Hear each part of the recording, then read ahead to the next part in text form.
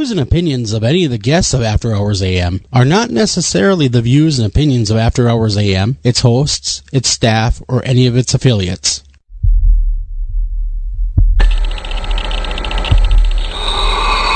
Welcome to the After Hours program.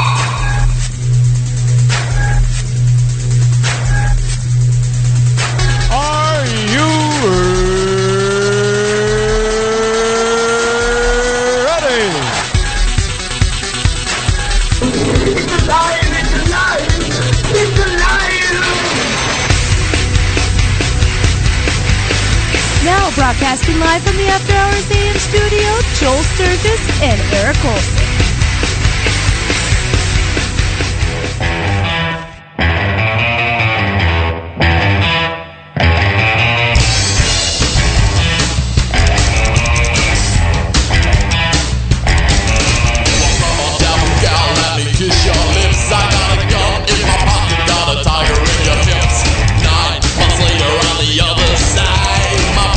And we had a devil child.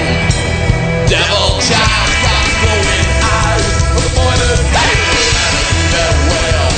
Devil child got soul to buy. My baby had a devil child.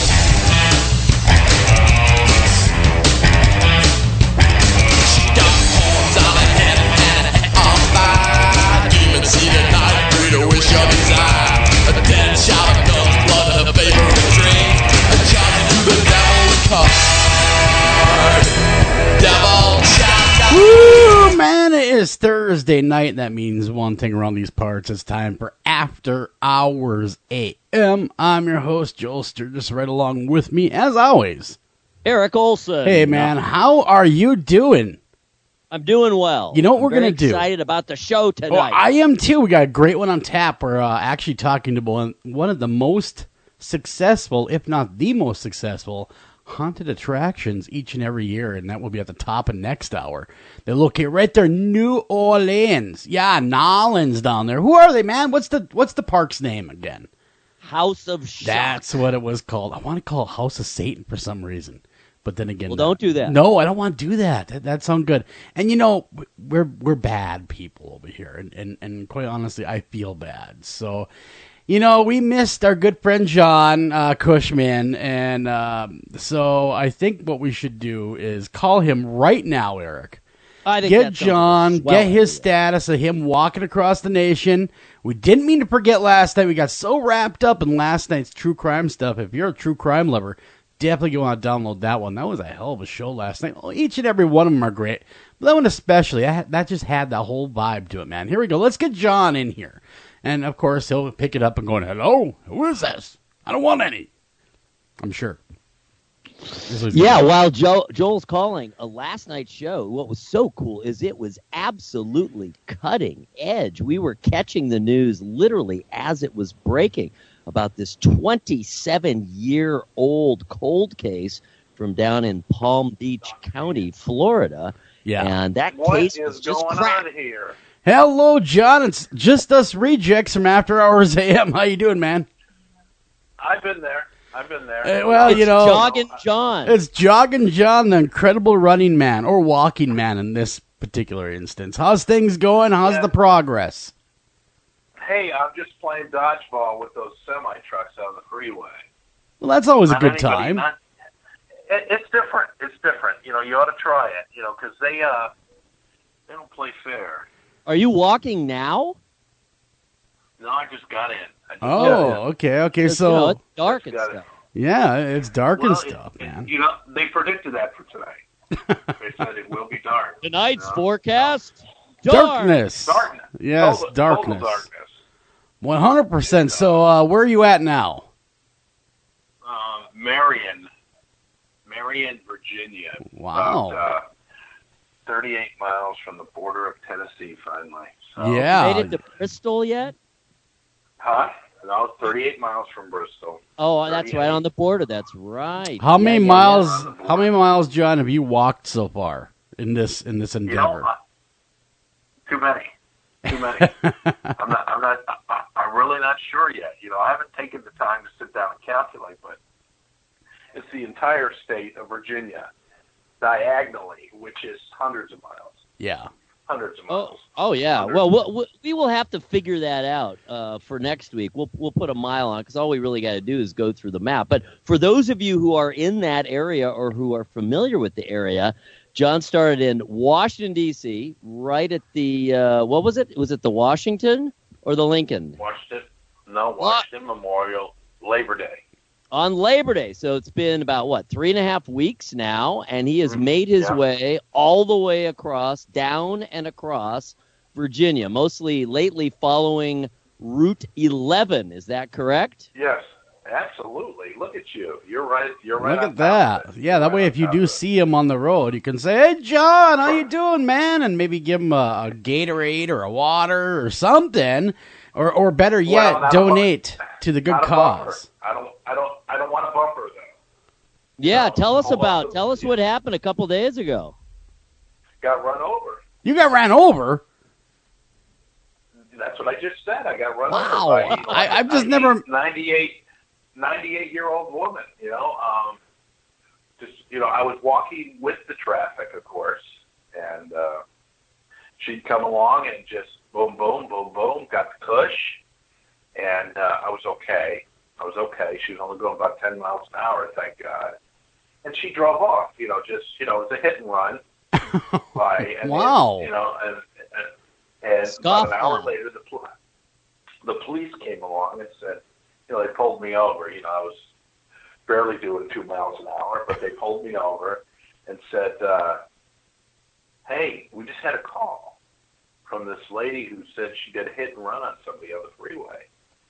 Are you okay? I said, I'm fine. You tell her thank you, because it made me aware that I better go onto the other side of the freeway and see it coming at me and not have it, driven right up my butt, Sure. So sure. she, wow. I told him to thank her, and that it was probably a good thing. It was an attention getter. Well, really quickly, John, tell everybody why you're walking. I am walking for the American Diabetes Association. 86 million Americans have type 2 diabetes. It's the largest killer of Americans.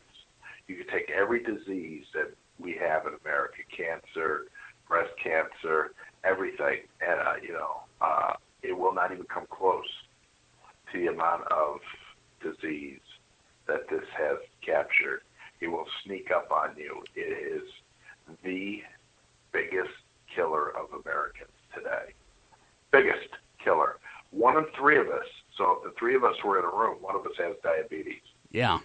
1 of us has diabetes. Now, type 2 versus type 1 is curable. Yeah. Curable. And how do you do that? Well, I'm going to tell you how I did it, so people understand. I'm type 2. Mm-hmm. Type 2 diabetic. High blood pressure, type 2, all the good things that us older people get. And I left Washington, D.C. at 268 pounds. Put on a little weight for the walk so I'd have something to burn off. Well, 35 pounds later, I no longer have diabetes. Yeah. And I no longer have high blood pressure that I've taken pills for the last 30 years. Sure. I haven't taken a pill in 3 weeks. Good for you, John. Good for you. You heard it, everybody. Type 2 diabetes is curable, mainly through activity, diet, and taking care of yourself, just as John said. So that is the silver lining in that cloud. I hate to be running there, John, but opposed to walking off.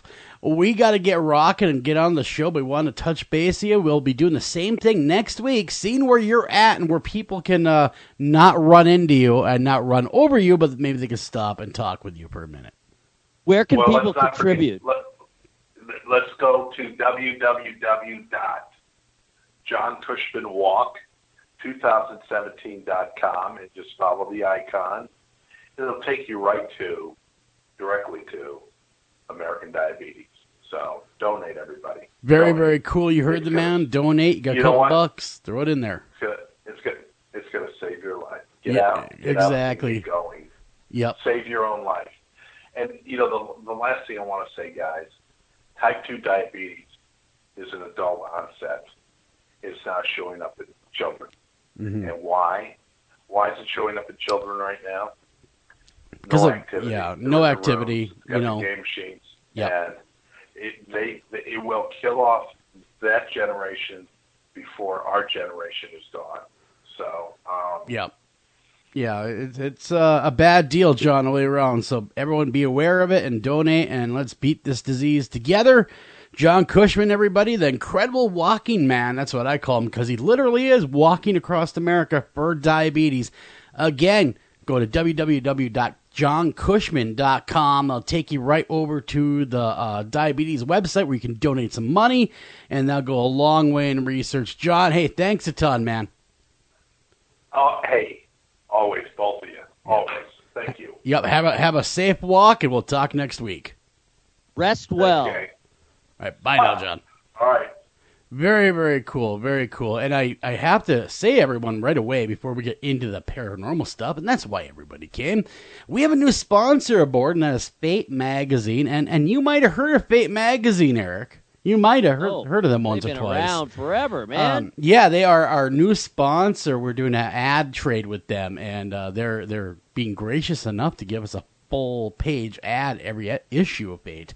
Wow. Included with the digital format and the print. So we are happy to have them as our sponsor, helping us out. They have a huge subscriber base, and it's getting bigger all the time. I mean, Fate has been around since the 40s. You know, Fate is an institution, man. It's an institution. And so if you want to check out Fate Magazine, if you've never checked out Fate, go to www.fatemag.com, and you're going to find things in there that deal with all realms of paranormal, not just ghosts, not just Bigfoot, but everything. You name it. If you can think of a paranormal related, it's going to be featured right there at Fate Mag. There's been a lot of imitators, but no duplicators. The Fate is still the #1 paranormal mag of its kind ever. And it's still #1 to this day, man. Whew. That said, again, thanks for bringing us aboard, Fate. And let's get into our own little headlines going on here. And they are, again, brought to you by Fate Magazine. You can, again, www.fate.mag.com. Check them out. Okay, getting into what's going on here. There's a whole lot of strangeness, high strangeness going on these days, man. Let's see. We have a rapper that's getting into the flat earth game. Rapper B.O.B., and of course that's acronymed. He's got the little dots there. Raising funds to check if the earth is flat. Yep, but the rapper B.O.B., he's crowdfunding this thing, Eric, so he can launch a satellite to see if the earth is really flat. If it's indeed flat or if it's round.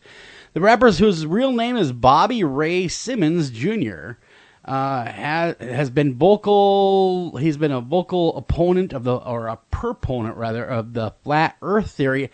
Man, these flat Earthers. I mean, not them taking anything away from them, but you know, you only look at pictures and it's obvious that we live in a round planet. I'm just saying, I mean, it's just mind-boggling. All you got to do, go up in an airplane, look at any number of millions, and I do literally mean millions of images of the Earth from any distance out. All you really got to do is go up in a relatively tall building, and you can tell that the Earth is curved. He claims that NASA employees guard the edges of the Earth to prevent people from falling off. Is it like guardrails and you show up? Image. They're linked arm in arm.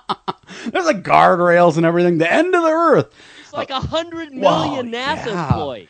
So I checked out his crowdfunding thing, right? And he's seeking to raise $1 million on the GoFundMe crowdfunding site, of course.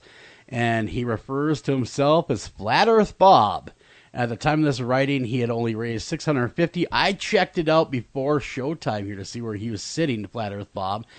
$3,623. He has 7 days left to earn that $1 million. I think it's a pretty tall order there to get $1 million in 7 days. But if he does, hey man, more power to him. But I'm telling you, Bob, I'm just telling you, I am not one of the flat earthers. I mean, God bless you. Don't get me wrong. You can have your thoughts and feelings on it, but I'm pretty sure it's a round Earth. My guess is it, like every other planetary body in the entire freaking universe, is round. I Now, understand it's not that. exactly round. Well, no, but it's more a of sphere. Yeah, it's a sphere. It's not perfectly round sphere, but you're right. It is mostly round, and his ad campaign is called "Show Me the Curve." So, we just told you where to find it. Yep, if you want to go to GoFundMe and see "Show Me the Curve" and donate money, that's up to you. But you know what they say: a fool and their money is soon departed. But anyhow, moving along here, we got more going on now. I was not aware, and maybe you were aware, that India is very superstitious. Oh yeah, sure. You get out of the big cities, and of course that's where still most of the people are. Remember, there's over 1 billion people in India. And most of them still live out in villages, and many of those villagers are still very superstitious. Well, this is not magic, black magic, witchcraft. See, now I would understand that, and this is the part that really made me go, "What the hell?" Black magic banned, but propagation of miracles stay intact. You can do miracles, you can't do black magic, and this comes direct from New Delhi. It was after the murder of rationalist M.M. Kelberg in 2015 that the Congress government in Karnataka came under intense pressure to pass the anti-superstition bill. On Wednesday, the cabinet cleared the way to have this bill done. Basically, it's preventing people from practicing black magic. Well, certainly passing laws will do that. Really? So we're going to have a law saying, hey, you know what? You can do the miracles, but man, just do not do the black magic. The bill is expected to be approved, of course, by a state assembly in the 1st of October to put an end to the ill practices such as witchcraft, black magic, and other things. I would imagine Wicca would fall into that as well because of witchcraft thing. In the name of the region, News 18 points out the bill prohibits and it shows you what's allowed here. I'm going to tell you what you cannot do in New Delhi, okay? Give me a second. Let me scroll down, okay? Bill does not prohibit miracles, of course. But what it does prohibit is anything relating at all. I mean, we're like relating, period, to black magic. You can't even own a black magic book, all right? You're going to go to prison. Okay, firewalking, done. You can't do that anymore. Done. They view firewalking as bad, Eric. That's black magic. Absolutely. So don't firewalk with me. What is this one? Baby Ga. I have a hard time with some of these names, to be honest with you. Baby Ga, the cruel practice of piercing a rod from one side of the jaw to the other side. We've all seen that, haven't we, on TV, where you see that rod coming through their mouth? Yeah, that looks painful. Well, that's banned. You can't do that anymore. Good. They got one called Mantra Grandadora. This is a section of people in the country who report to modern medical treatment and medicines when attacked by a dog or bitten by a scorpion or snake, but there exist practices such as Mantra Grandadora. It's not the modern medicine. Now you're going more to the witch doctor. Well, that's banned too. It's out of here. It's out the window. It's done. We're done. We're not doing this anymore, guys. We're just done. Then they got one called Gava, the practice where a person is forced to kill an animal by biting its neck, that has been banned, and so it's done. It has been God, there's a ton of them. There is inhuman evil acts and black magic. It's just all sorts of them here. You can go to www.news18.com and they're going to have the full rundown. If you are going to travel over there, what you should not bring with you if you're a black magic practitioner. It's pretty serious stuff. I mean, they really are. All joking aside, I mean, they are basically banning pretty much all folk practices. Well, let's see. To relieve a body of evil spirit or to use such a person as a pawn. Can't do that no more. Pawns are done, man. You're out. You're out the window. Oh, wow. Attempt to, when they say relive, they mean conjure, they mean commune with. I had to look that up myself. I'm like, why do they care if they're relieving them? The body, you cannot talk to evil ghosts either.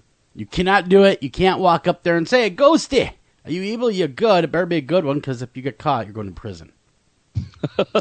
So make sure when you're going to go talk to those people, on the other side, that they're actually good people, not bad people over there. And that's in New some Delhi. research, Yeah, exactly. people. And that's in New Delhi. What I find funny isn't that supposed to be the more westernized part of India? I mean, New Delhi. I mean, that's the government's right there. Right. So Yes. I was kind of surprised that they would actually have a bill now going through the House Assembly saying, we want black magic out of here. We don't like it anymore. Out the window with your nonsense. Yeah, it doesn't serve our purposes anymore. I remember back in the day when it was worth something. No, it's not worth anything. We can't even buy votes of black magic. Well, what do you think, Eric? I think that they do have a problem. And as usual, when you resort to political, governmental remedies for said social problems, it tends to be heavy-handed. It tends to be kind of all or nothing. I'm sure there's some gray area there that probably should be acceptable, but they're going all out and they're just tossing it all out. Anything that smacks of black magic of any kind You're outta is here. It's being rather severely suppressed. So, I mean, they've been trying to do this. They've been trying to modernize. They've been trying to move the populace. And, of course, obviously, a significant portion of the Indian population is very modern. I mean, look at all the outsourcing that we do for the tech industry. And on and on and on and on and on. All kinds of stuff. Next time I get someone from India calling me, I'm going to ask them, so is black magic really banned over there? Or was that just a joke that we had to read? My name is Steve. Yes, hello. My name is Tom. How can I help you? In fact, I had a call today. One of them called me I am up. David. I approach as Nirvana. Yeah, it's funny because one of them called me up today. Windows support. Yeah, exactly. How did you know? He says, this is Tom. I'm calling from Windows support. I'm like, yeah? Okay. He says, and I always mess with him a little bit. I'm going, really? My computer's bad? And then I turn around and tell him, I own an Apple or something. And then I hang up right away. You stymie them. I used to get the calls. I don't think I've noticed getting them at home lately, but oh my God, at my parents, my mother, she gets them every day. Yeah, it'll never end, man. They know you're old and own a computer. Yes. You are a target. Well, this next one, I gotta tell you, India would not be happy about. Paranormal investigators to carry out ghost hunt, seance, and Ouija board experiment. And get this, you can join in. Ooh, if you ever if you ever wanted to join a professional ghost hunt while also taking part in a seance and a Ouija board led by a medium, a Ouija board session, they don't add that part, session led by a medium, now is your chance, Eric. Act now. A team of paranormal investigators are heading to the former Mill Street Barracks in St. Helens to carry out an evening full of ghost schools and things that go bump in the night. And they are inviting you to join them. Interesting. Yes, the 19th century barracks, now home to local C cabinet branch, has become a well-known haunt for those hoping to see beyond the grave with regularly reported sightings of spirits, including dead soldiers, nurses, and a three-legged dog named Bruce. I know, right? Investigators from... And how can you tell it's... Well, we're going to get to that. Investigators from Simply Ghost Night, a professional ghost hunting company, have permission to explore the building. And if you want to join them, of course, you can do that. Stuart Dawson, a psychic medium, who has been featured on BBC shows and tours around the area, will be carrying out this whole thing in the barracks on September 29th. So if you want to go, that's tomorrow. You better get on that plane now. Throughout the evening, the team promises you will get to use the latest and the greatest in electrical ghost hunting gadgetry. as you delve into the past of what they believe to be a haunted location, and table tipping experiments will also be carried out. Not only can you hold a K2, but you too can tip a table. Those that have claimed to see beyond the grace at the former barracks. Why would they say grace? I don't understand that part. Shouldn't be graves. Say a man called Jack is among the most frequently reported ghosts. He's known for harassing female visitors on the upper floor. A black dog, again, named Bruce. He's missing a leg, and he's also reportedly looking for his former master. Many people... And his damn leg. Exactly. He wants his leg and his master. That's all he really wants is that other leg, that fourth leg and his master back, and he'll be happy. Many people have also claimed to see an angry man in the building, and in the old accommodation block. He has been blamed for pushing people into walls and even trying to push them down the stairs. The barracks near St. Helens Town Center was built in 1861, accommodating many different army units and serving as a morgue during both world wars. Wow, man. So Stuart Dawson's saying there's little doubt to the public that this place is haunted. Basically, you can go in there and you can go hunt with these people. I'm looking for a price now. September 29th, tickets for the event on September 29th cost 39 pp. I imagine that is pound, right? 39 pounds. I wonder what that exchange rate is. And now that we're over in the UK broadcasting, we love the UK people. I'm so happy they are accepting us and listening to After Hours AM, and that's on Paranormal UK Radio Network. So if you are interested in going, and you may hear this too late because we do not broadcast till Monday, but my gosh, it would be interesting if you are one of the participants over there and you would like to get on air and tell us what it was all about. Hey, feel free to give us a call. But if you want to order your tickets, it is 0800-009-6240. Again, 0800-009-6240. Get your tickets and get scared with Bruce the Dog. Hey, Joel. Yo. So 39 British pounds is $52. That's not bad. And 36 cents. That's not that bad at all, really. I mean, for that kind of entertainment, no, that's reasonable. Not bad. Sure. That's very reasonable. I would consider it for that kind of money. Yep, that is not a bad deal at all. Let's see, we got time maybe for one more here. Let's see if we cannot find a really good one here. Whip it on us. I will hurry up and I will whip it on you right now. As soon as my... Okay. Kim Jong-un may be planning to nuke Planet X. Who would have thunk? Hot on the heels of his heated debate, or, calling each other names, rather, by President Trump towards the North Korean dictator, and the leader is Kim Jong-un, as everybody knows, comes word that those that frequently talk with him are saying that he's really not going to nuke America. He wants to nuke Planet X. What did Planet X ever do to him? I have no idea. It would seem that he is getting used to his new moniker of Rocket Man, nickname. Might actually be preparation for to execute a grand plan to save, not destroy humanity. With Planet X, all those evil, warmongering aliens, after all. I mean, who wouldn't want them out of the picture? Okay, so what his plan is allegedly now, according to this article, is to nuke Planet X. Okay?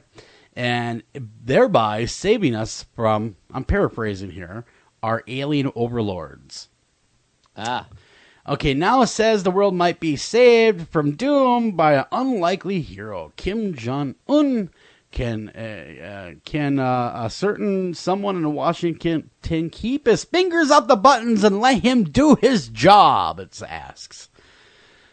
Stranger things have happened. Yeah, I know, right? Stranger things have happened, it goes on to say. Maybe not this strange, says the author.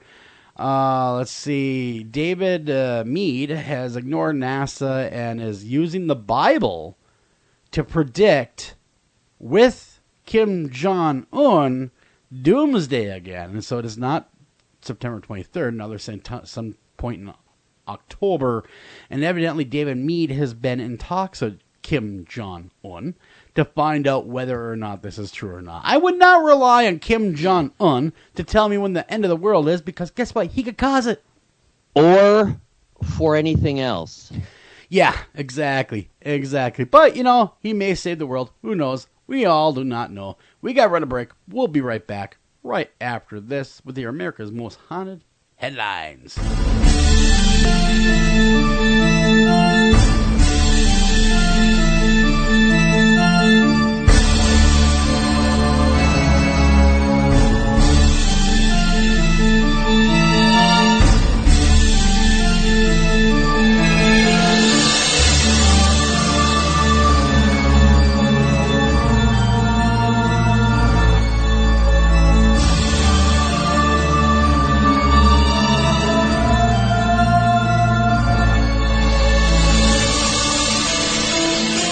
After Hours AM will be right back after these messages. Ranger Station, Ranger speaking. Yeah, hi. I'd like to report a bear sighting. Location. My backyard. Oh, your backyard. Try telling a bear that. I did, and this bear talked back. Talking bear, that's rich. No, wait, it was Smokey Bear. Smokey? Why didn't you say so? I did say so. Continue. I was burning yard waste. No, boy. He told me to burn legally and responsibly, and to remember that if it's too hot to touch, it's too hot to leave. And as always, he's right. 9 out of 10 wildfires are caused by humans. That means 9 out of 10 wildfires can be prevented. Yeah, I know that now. Thanks to me. Actually, thanks to Smokey. As usual, the talking bear gets all the credit.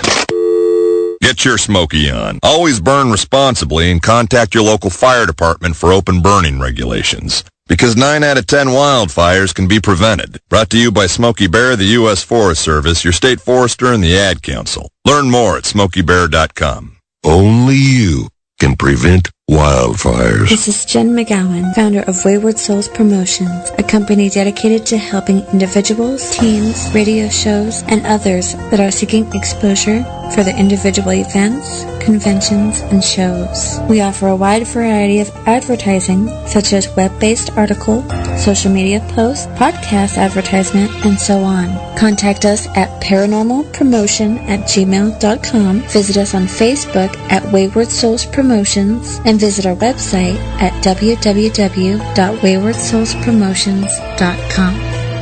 Welcome back to After Hours AM.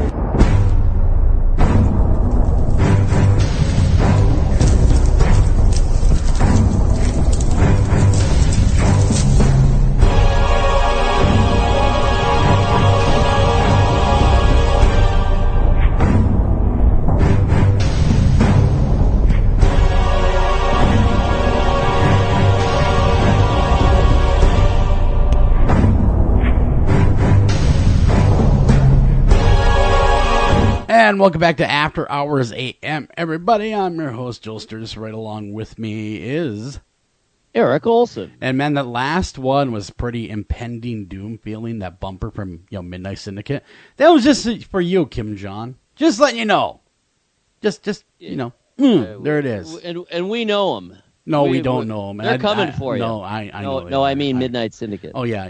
They might be coming from. I'm not going. They're coming for you. I saw a couple guys trying to make a movie about poking fun on them. We all saw how that went down. So I'm not saying nothing, man. I'm not saying a word. Okay, it's time for your America's Most Haunted headlines, brought to you by America's Most Haunted. Check out the website, America's-most-haunted.com, to get your fix of everything paranormal, including the articles and all that kind of good stuff. Now, I want you to go over and I want you to fire up the Twitter, and I want you to go to AM Haunted and follow along while we go through this cool headlines like we do each and every week. Absolutely. So, again, that's twitter.com/AM Haunted for all things paranormal, spooky, and amazement. Of course, we are entering now, absolutely this weekend, we're really entering the Halloween time of year. Really think it's so? Halloween time. Yeah, they keep pushing that thing back, though. Next thing it'll be August when things are coming around for Halloween. Well, this weekend is the last weekend in September, and it's by Sunday. It is October 1st. pretty much all the haunted attractions are opening by this weekend. This is the big, big weekend, and that's, of course, why we were going to be talking to two of the founders of the House of Shock. But in the meantime, all right, I was just thinking about this. This is just off the top of my head. When you're planning your Halloween season movie viewing, don't forget E.T., which is not usually thought of as a Halloween Not really, movie. but it's kind of scary. Well, it takes place at Halloween time. Think about does. it. There's that classic trick-or-treating scene. Sure. Everything, the mom and the D in her her fetching cat outfit. Exactly. You're absolutely correct. It is a Halloween-y type film because it does deal with Halloween, but that's about the end of the similarities right there. Well, it's not a horror movie. No. But it takes place at Would have been a lot Halloween. cooler, though, if E.T. would have been, like, offing people here and there. Well, it would have been different. E.T. goes rogue. It would have been a different film. And by the way, E.T. is available right now on Netflix. Yes, it is. So go check it out. All right, look at this next one. I love that. It looks just like my cat. Really. Impassive-looking black cat. Looks like Thackeray Binks. Yep. We own a black cat. I do. Pure black cat. I do. It looks just like this. Does he sharpen his talons yes, like he does. And he uses them quite often. He doesn't mess around. He has an evil streak about him. So we got a picture. Actually, it's a GIF of a black cat staring off into space, thinking about Halloween, filing his nails, filing his claws, and he is saying, "Yep, October is right around the corner." Yes, it is. I love the one below it, though, the Beavis and Butthead. Double toil and trouble. All right, moving along. Found this picture on Pinterest. Love it, love it. It's the witches from Macbeth in the form of Beavis and I wonder if Butt- I can do it. I used to do a perfect Butthead. It's Halloween.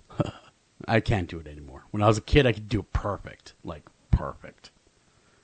Yeah. Double toil and trouble. Yeah, I know. That was an epic fail. Burning cauldron bubble. That was an epic fail on my part. That's my Beavis. Ah, that's your Beavis. Okay, gotcha. All right, so that's a great image. Check that one out. Remember, guys, the only way you can truly follow along is go to Twitter. And no, you do not have to belong. But you can join when you get there. Twitter.com/AMHaunted. All right, what did you think of the first season of The Exorcist TV show on Fox? It had its good points and it had its boring points, but mainly it was pretty damn good. I thought it was pretty solid for what it was. It was pretty solid. It was pretty scary. Yeah, and it pretty was. involving, and I thought you kind of got caught up in the characters. And Yep.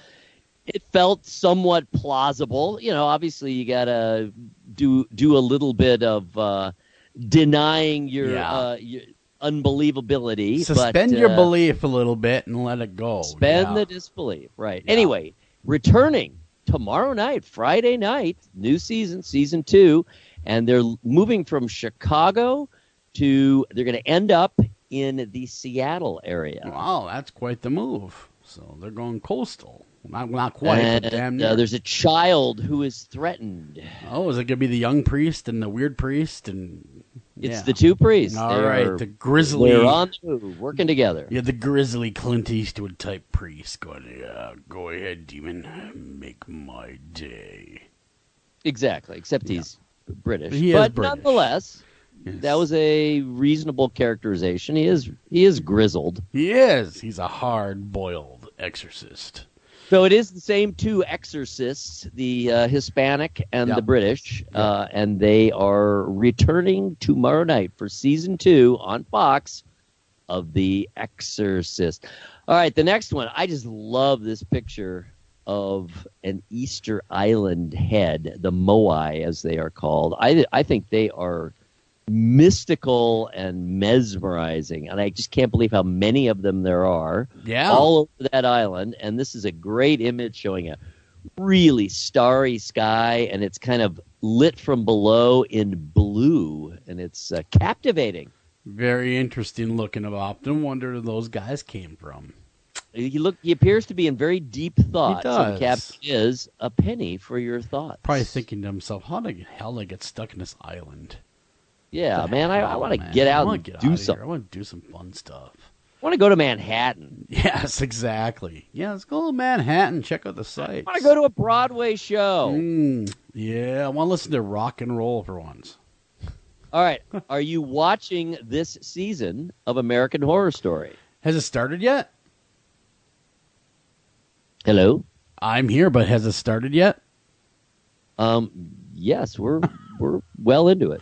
I haven't caught it yet. I'm waiting to binge, as you know. Apparently, I'm waiting to binge. You see, this is right, what so I do. But it's American Horror Story cult. Yes, binging is a viable approach. Although the problem is, of course, you're not seeing it in real time along with your peers. I get it, but the problem is the social. I understand that, but the problem is the commercials. You know what? That's what a DVR is for. I don't have a DVR. I have a Netflix, and we have On Demand that has all the shows on it, so we don't need a DVR.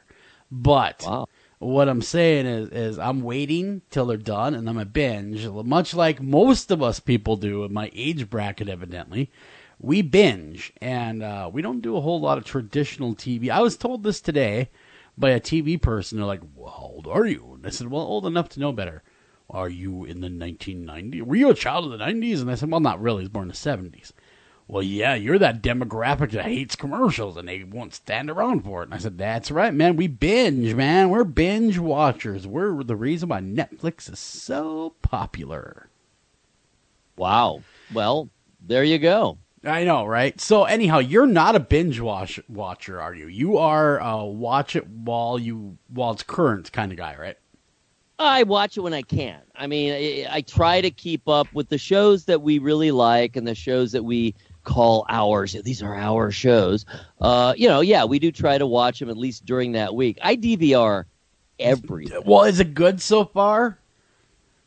It's pretty amazing. Okay. I haven't decided what my ultimate opinion is, but my verdict on the whole season. But thus far, first of all, this is the first season. There is no supernatural component at all. It's super weird behavior, but it is not.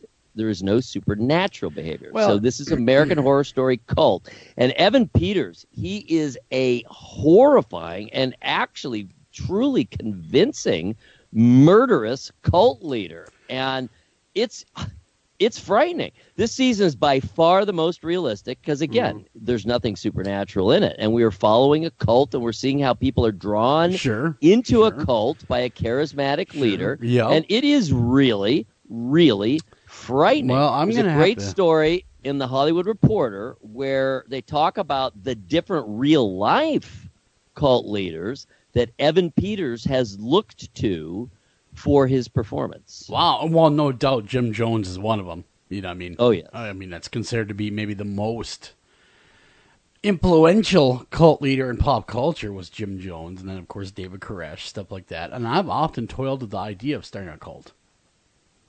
Well, sure. Why not? We've talked about that before. You know, you got to do what you got to do. Hey, man, if it weren't for the robes and the haircuts, thank you, Cost Cutters, and thank you, Walmart, for not working with me, not recognizing me as a church, we'd have a cult right now. So it's the sales tax. It's the sales. I mean, it's not getting the stuff for free. Sales and tax. Exactly. The IRS doesn't really recognize cults as a religion, and that's part of the problem. I'm just kidding, of course, folks. I'm not going to start a cult. But, no, I'm going to check out this. I might take the weekend and get caught up because I got some time coming up here on Sunday between football games, and maybe I'll sit down. How many episodes are we deep into this thing now? Oh, I don't know, 4 or 5. That's doable. That's doable on Saturday. Sure, that's reasonable. Exactly. And if you're not watching the commercials, it's only 45 minutes. Exactly. Yes. And hey, it'd be good popcorn time. Sit down with a nice bottle of soda, some popcorn, maybe some chocolate. Hang out and watch a little American Horror Story cult. All right. You do that and then report back. I will definitely report back. All right. This is troubling news. I'm not sure how I feel about it. There is one redeeming factor. All right, finally, the Disney Channel. This was probably inevitable. remake. Well, but see, that's the thing. They're not really remaking. When I saw that, I was horrified. But then I saw, it's really more like a Hocus Pocus 2. So the Disney Channel is, quote unquote, remaking Hocus Pocus as a TV movie, but with new characters and a new story. So, I mean, they're not really remaking it. It's new characters and a new story. Well, so it's not, like you said, not a remake. It's a continuation of. So yeah, it's why Hocus Pocus 2. You see, right. if they're not missing the original, how does that make you feel? Because I know you love the original. I mean, it is near and dear to your heart. It is one of my faves. So how do you feel about it? I'm fine. I don't care. As long as they're not literally slavishly remaking it, recasting those parts, all of which would just be so utterly pointless and stupid. You know, a lot of people, though, just to back up for a second, were diehard Rabid fans. Do you remember when they redid a Rocky Horror Picture Show? Oh, yeah. Oh, my God. There was such a backlash to that. I don't think you're ever going to see a redo of Rocky Horror, by the way. I mean, there was a rabid backlash. Yeah, they did it as a live television performance. Yeah, and there was a huge backlash by the fans. Because that is not their Rocky Horror. And so, of course, them doing Hocus Pocus again has a similar, but not quite as rabid, of course, fan base of Hocus Pocus, which really Hocus Pocus at its heart when it first came out was kind of a subpar movie. And it was like, it was all right. But then it became, a cult favorite. It's really grown from there. I mean, if you, in the U.S. right now, if you specifically say Halloween, okay, and you have to distinguish Halloween versus horror movies in general, because Hocus Pocus, of course, is not a horror movie. No, it's a kiddie movie. It's for kids. I mean, it's pretty scary for kids, I would say. It's kind of a tween. Yeah, it's more like a tween. 11, 12 years old would be right in the wheelhouse for it. Yeah, but anyway, the bottom line is I am not nearly as concerned as I would be, because they are not remaking it. They're just doing another Hocus Pocus, but with different characters and a different story. So we'll see how that turns out. Maybe it'll be good. Maybe it'll be good. Let's see it first before we, throw rocks, I guess. You are correct. All right. That would be the judicious That approach. would be the way to do it. What's next on here? I see a tree growing up around some headstones. It's eating the headstones. Oh, yummy. At Arlington National Cemetery. Oh, no. Yeah. How did they allow this to happen? Well, it's that darn tree. So the tree has been expanding, and it used to be, of course, much, much smaller. And now I don't really know exactly what they're going to do about it, because it literally has swallowed about half of one whole gravestone. And remember, these are military people. This is Arlington. Exactly. And where they are, where the tree is from way back in the 1800s. It's time. So you don't want to lose these headstones. No, so it's time to call up a lumberjack. I would say something needs to be done to separate the tree from its the greedy tree from its food. These headstones. Man, that's quite the picture. Pretty cool story, and it tells you how to get there. If you're going to Arlington, you can see the tree that eats headstones, and that story is in Atlas Obscura. And there's some cool pictures there, not just the one that I used, but you can actually see down into this hole that's been created where the tree is swallowing this one headstone in particular. And you could see the setting, and you could see what's up here. If I were a descendant of that individual, I would be concerned. I'd be a little upset myself. I'd be perturbed. Even perturbed. Would you be miffed? I would almost be miffed. I would actually be telling them, hey, get a chainsaw. Take care of this thing already. I may even display some ire. You might even. Just a little bit. I might write a strongly worded letter. All right, moving along. Our good buds. At Destination America, once again, celebrate Ghostober. Yeah. I talked to them on the horn the other day, by the way. Destination America, buying people over there. They are wondrous. Excuse me. I have a bit of a scratchy throat. Everyone in the family has had something. Your patient zero. End of the world. Here we are. No, I'm patient 4, and I've had it the least bad, and I think I will come out on the other end without being any worse than I am right now. So then maybe that'll be okay. You can hear I'm a little nasally, but I feel all right. Or you're going to turn into a blood-eating or blood-curdling, flesh-eating zombie. One of the two is going to happen. You're either going to get better or you're going to turn into a zombie. Well, if it's a virus, that could happen. It very well could happen. I'm hoping it's bacterial. Anyway, Ghostober, which will be celebrated all month long at Destination America, our favorite channel. Yeah. Paranormal 24 hours a day. And they love us. They are celebrating with all their usual shows and featuring everything they always feature normally. But 2 new programs, Terror in the Woods and Helltown. Oh, not Helltown, man. Actually, I saw the trailers for both of them. They looked really good. So I'm going to try to get to watch those things. I'll even do it with the commercials intact. That's how much I care. That is bold of you. I know. That's how much I care about Destination America. All right. So, we lost Hugh Hefner. I want to bring that up and during the news and we talked to John instead, which is a far nobler, thing to talk about. But yes. And ongoing. And ongoing. We lost Hef. At 91. At 91 years old. Man, God, what a life he had, though. Think about that. What a life indeed. I mean, that guy was living large for like 65 years. But who's going to take care of the bunnies? I don't know who's going to groom those bunnies. I threw my hat in the ring there briefly until I was told I couldn't anymore. No? You're out? Yeah, I'm out. I can't have a bunny reserve. There's a hilarious GIF from South Park, which was made prior to the passing of Hugh, where he appears and behind this psychologist, and the psychologist says, "How often do you see dead celebrities?" And there's Hugh staring at you, and then he just turns and walks away. Poor Hugh. Poor Hugh Hefner.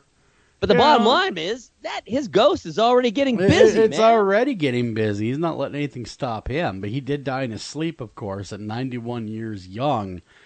If we could only have that kind of life that he had, I just don't know. I don't know if I could have had that kind of staying power that he has and been relevant. Hef and the blondes. Exactly. Man, did he have a thing for busty blondes? He did. Well, come on, Eric. Come on. Most red-blooded American males and, of course, blue-blooded British males have a thing for busty blondes? Things for busty blondes, man. I think it's universal. But I don't want to step any toes here, but for me personally, I don't mind them. Let's just put it that way. Well, he was so consistent all the way back to the very, very first issue of Playboy. Were you in the 50s? Had Marilyn Monroe. Were you ever a Playboy reader? Oh, yeah, sure. Loved Everybody Playboy. did. Everyone had a stack of those, either in the garage or some of us tucked under the bed. I even wrote for Playboy. I did not know that. You were a Playboy writer. I have written for Playboy. Yep. Wow, that's quite an accomplishment right there. It was fun. I bet it was. What did you write about? I wrote real kind of short little snippets in that front section of the magazine. It was called the After Hours, I think, section. Hey, look at that. Yeah. And I did just kind of what I would do one of those little segments per issue. Okay. And I did it for a while. It was I did it till that particular editor left. Whenever the editor leaves, they bring in their own people. Of course. But I had a ball. I did everything from, for example, I did a piece on every band with Jesus in their name.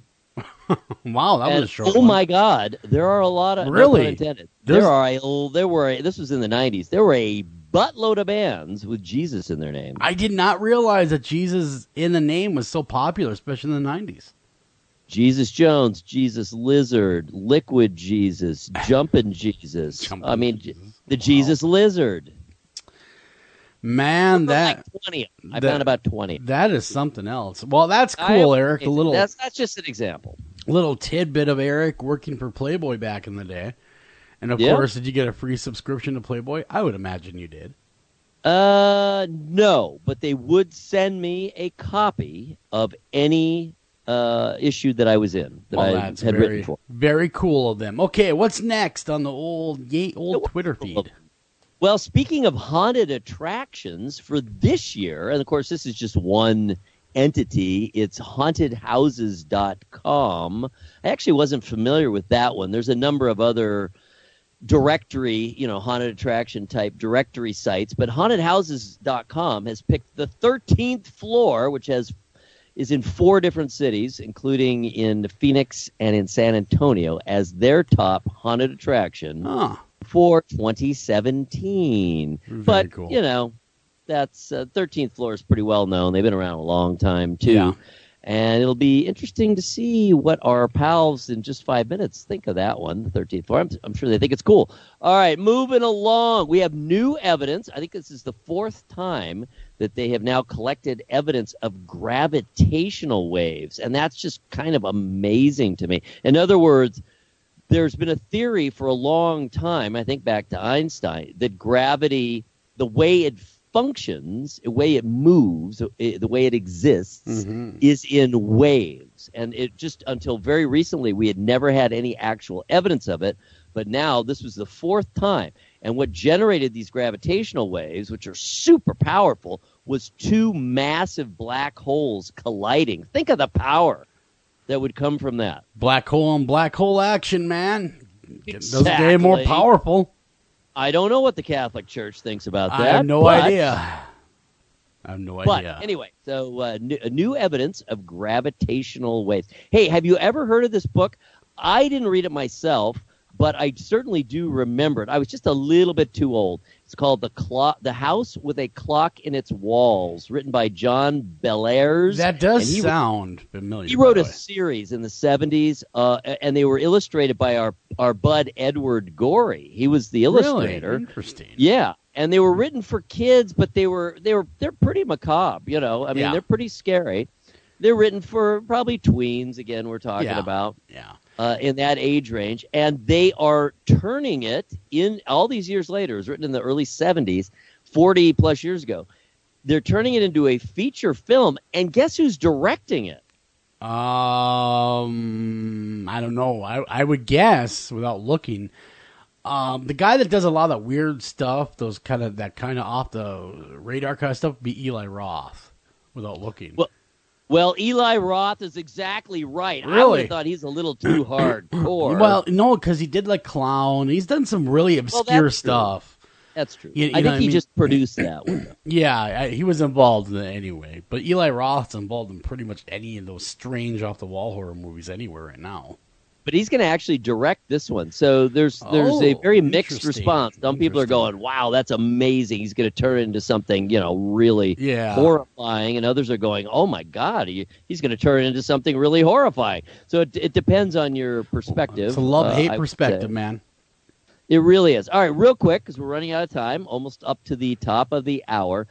We've been talking about almost every week what an astonishing year Stephen King is having, especially on the screen. And his 2 really big, huge, big budget films are the It movie and the Dark Tower. Yep. And the It movie is a massive hit, is now already the biggest grossing horror film, R-rated horror film in history. Wow. While the Dark Tower was a total bomb. So there's a pretty good analysis. I liked the Dark Tower. I haven't seen it yet. I have not seen it. I went and saw it. I thought it was very good because I like the books. But I know what you mean. It was not commercially successful. But King, man, he rebounded with it. So he's not hurting for money. Oh, he is so not hurting for money. So anyway, there's a good, interesting analysis in The Observer that checks out, speculates why one did so well and why one did so poorly. Sure. Well, that is true. That is definitely, there's 2 differences there. And you're right, and they're both equally good in their own right, but I get it. I understand why the Dark Tower did poorly, because it's definitely a niche audience. Yeah, I mean, the Dark Tower is more of a niche audience than It. for instance. It's And more so like dark fantasy. it really was. That's a great film. Rather don't get me than wrong, horror. and I don't mind. I sat for 2.5 hours through it, and I'd do it again in a heartbeat. But man, it was a great film. It was a great film. Hello, we're gonna get out of here, guys, and come back. We're gonna talk about all things haunted houses. Don't go anywhere. We'll be right back right after this.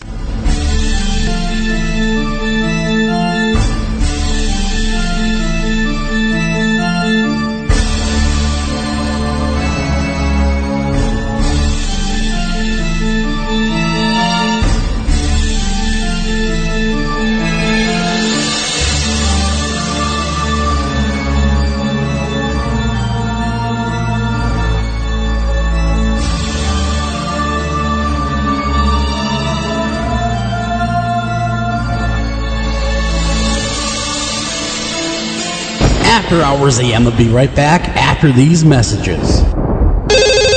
Ranger Station, Ranger speaking. Yeah, hi. I'd like to report a bear sighting. Location. My backyard. Oh, your backyard. Try telling a bear that. I did, and this bear talked back. Talking bear, that's rich. No, wait, it was Smokey Bear. Smokey. Why didn't you say so? I did say so. Continue. I was burning yard waste. No, boy. He told me to burn legally and responsibly, and to remember that if it's too hot to touch, it's too hot to leave. And as always, he's right. You know, 9 out of 10 wildfires are caused by humans. That means 9 out of 10 wildfires can be prevented. Yeah, I know that now. Thanks to me.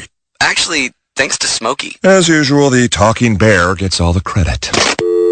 Get your Smokey on. Always burn responsibly and contact your local fire department for open burning regulations. Because 9 out of 10 wildfires can be prevented. Brought to you by Smokey Bear, the U.S. Forest Service, your state forester, and the Ad Council. Learn more at smokeybear.com. Only you can prevent wildfires. This is Jen McGowan, founder of Wayward Souls Promotions, a company dedicated to helping individuals, teams, radio shows, and others that are seeking exposure for their individual events, conventions, and shows. We offer a wide variety of advertising, such as web-based article, social media posts, podcast advertisement, and so on. Contact us at paranormalpromotion@gmail.com, visit us on Facebook at Wayward Souls Promotions, and visit our website at www.waywardsoulspromotions.com.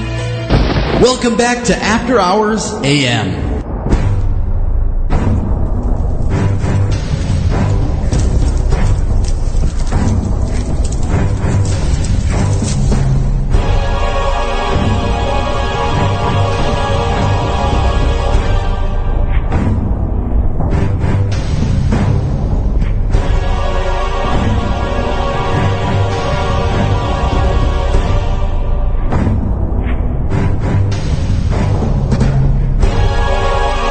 Welcome back to After Hours AM, everybody. I'm your host, Joel Sturgis, right along with me, Eric Olson. And you know, it's really cool, and I just put this together. We got the #1 haunted house in the world, and we got the #1 haunted house music makers in the world, both featured on the same show. Staggering, my friend. Midnight Syndicate released a new album, everybody. Go check it out, midnightsyndicate.com. They are the premier band, musical duo that produces the most of anybody for attractions. So if you go through a haunted house, generally speaking, a lot of them, you're going to be hearing Midnight Syndicate in the background. So want to give them some right here in Northeast Ohio, and they are performing live all October at Cedar Point's Halloweekends. Ooh. Very, very cool. We got a hell of a show on tap tonight, too, man. We do. I mean, it's going to be great. All right, here we go. New Orleans' iconic haunted attraction, House of Shock, is celebrating 25 years of haunts and horrors with more macabre madness than ever. The anniversary exhibit and performances pay tribute to NOLA's rich 300-year history of witchcraft, voodoo, ghosts, and mayhem. The horror show and world-class haunted houses open to the public tomorrow night, Friday, September 30th. House of Shock has weathered... Actually, Saturday, sorry. No problem. September 30th, I lied, and a voice came as if from heaven to interrupt and correct me. Or hell. One of the two. House of Shock has weathered Hurricane Katrina, economic downturns, and even public ire. to provide scares for a quarter century. House of Shock's lurid longevity is made possible by the dedication of a family of 350 plus volunteers who contribute their complementary skill sets to raise the bar on exhibits and performances year in and year out. The House of Shock has enjoyed national and international exposure through publications such as Rolling Stone, Maxim, Playboy, BuzzFeed, and Yahoo, and was named Haunted Attraction Magazine's #1 haunted house in the country in 2014 and the Travel Channel's most intense haunted attraction in 2007. Who are their founders, you might ask? Steve, Joseph, and Jay Gracianette, friends for over 30 years, met in the tight-knit New Orleans music community, playing in various bands together. They started the House of Shock with another music industry friend, Ross Karpelman, as bored guys in their mid-20s. In 1993, after a discussion about what Halloween had meant to them as kids, they wanted to bring them something unique, exciting, and of course, damn scary to their friends, family, and city. Jay still plays music, as well as working professionally in home renovation, building design, and construction. Steve Jay is a professional pyrotechnics and production manager for artists such as Guns N' Roses, AC/DC, and Kiss. Welcome to the program, Steve and Jay of House of Shock. What's happening, guys? How y'all doing? Yeah, very, very cool. Actually, years ago, I went through the House of Shock. Scary as all hell, man. Very, very scary. And what a perfect city, New Orleans, to have it in. Because, of course, New Orleans has been long known to be one of the most haunted cities and most paranormal and scary and everything great about what that all is, with the merge of voodoo and hoodoo, and then you get into the Catholic area, or not so much Catholic, but the French Quarter, where everything gets to be normal for a little while. It's such a great city to have that stuff. I mean, really, it was a great time. But how did you guys talked about, you guys are kids, or in your mid-20s rather, you guys thought about what Halloween meant to you, but what gave you the spark to actually move forward to that? You know, it's just one of those things, man. We kind of like started out very, very, very small scale. I mean, 2x4s in the ground, stapling visqueen plastic to the wall, to the 2x4s, making walls, spray painting bricks on them. It was definitely backyard roots, something, you probably could never pull off today in the whole industry, because everything has gotten to be so huge with fire code. And all the haunts today are just massive productions. I mean, it's not like the old days of DFWs and, firehouses and whatnot would do haunted houses. I mean, nowadays, if you don't have an elaborate production, I mean, you're really lost in the industry. Thanks to like Steve J, my partner, with the pyro and stuff, we get to do stuff no one can think of doing. Yeah. We looked back at Halloween growing up, and we were Texas Chainsaw Massacre babies. We were Evil Dead babies. We were the Exorcist children. So the haunts that we had in New Orleans at the time, while they were good, they were always run by JC's, the Fireman's Fund, fundraisers and stuff like that. And they were all very good, and they were all very quaint and fun to go to. But as we approached our 20s, we were like, why can't we create a haunted house that's like the living Exorcist? Like you just went into hell and just no ropes and no barriers and no old school. We didn't grow up on that Bela Lugosi type vampire, although we love it and respect it. We grew up, we cut our teeth on The Exorcist. So how do we bring that to life and put people through it and just make them think they just had an experience like they truly took a trip to hell? And that was the goal. That was the goal for all of us back in 1993 when we started. But Jay's right, very small, very humble beginnings, and with a vision of a future that we could go just get bigger and bigger and bigger. If we could just sell the concept that we're trying to do, because it was very new at the time. Mm-hmm. What you saw about, we definitely faced a lot of trouble. Yeah, a lot of it. What you saw in America at the time in the 90s was occult and satanic type stuff popping up in different rural areas or urban parts of America, and people talking about our children are being influenced by heavy metal bands and this, that, and the other, and this is bad and this, that, and the other. Now all of a sudden there's a haunted house in suburbia Metairie, right outside New Orleans. The suburbs, and here is featuring this very occultish, very dark, very, satanic overtones of a haunted house. Like, people sincerely thought we were recruiting their children to the Church of Satan, and that's what it was all about. Never realizing that we're just having the laugh of a lifetime, trying to scare people in a way that would scare us. Exactly, and we're not having the recruiter for Church of Satan on not until the 10th. So don't worry, October Okay, 10th, we're having him on. But, you know, we'll have him on. Of course, he can do his recruitment. But, yeah, no, there's a lot of when I was a kid, you're right. It was very I'm right there about the same age you guys are. I'm in my 40s. And I grew up with all that scary stuff. The Texas Chainsaw Massacres, The Exorcist, the real scare the living hell out of you kind of stuff. Not this watered down, sparkly vampire versus werewolf crap that's been around for years and years and years. We actually had to sit through and be traumatized. All right? We were a traumatized generation. We saw it all, man. We saw it all. And that being said, when you guys sat down and made up your business plan, okay, we want to scare the living hell out of people. What's the best way to do that? And you brought it all together. What was your first year like, though? I mean, obviously it was as big as it is today, that very first humble beginnings. You kind of alluded to it with having to create your own as you went back in the day. But were people right from the get-go receptive to having this, or was there a lot of backlash in the beginning? We started it in my grandparents' backyard the first year. And, man, we got shut down by the fire marshal because we didn't need any codes.